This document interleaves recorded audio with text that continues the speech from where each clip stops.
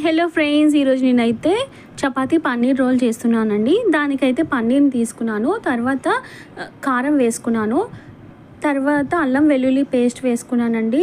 ఒక స్పూన్ గరం మసాలా కూడా వేసుకొని, తర్వాత పెరుగు వేసుకొని, చిన్న లెమన్ కూడా వేసుకున్నాను. తర్వాత బాగా కలుపుకున్నాను. తర్వాత చిన్న సాల్ట్ వేసుకున్నానండి. మళ్ళీ బాగా కలుపుకున్నాను. అంతే, ఇది 10 మినిట్స్ మ్యారినేట్ చేసుకోవాలి. తర్వాత ప్యాన్ పెట్టుకొని ఆయిల్ హీట్ అయ్యాక పన్నీర్ వేసుకోవాలి.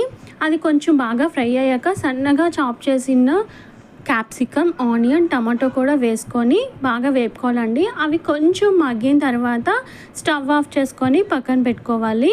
తర్వాత మనం చపాతీ తీసుకొని అందులో పైన ఈ కర్రీ వేసుకోవాలండి. తర్వాత టమాటో సాస్, వైట్ సాస్ కూడా వేసుకొని రోల్ చేసేసుకోవడమే. చాలా సింపుల్గా చేసుకోవచ్చండి. టేస్ట్ కూడా చాలా బాగుంది.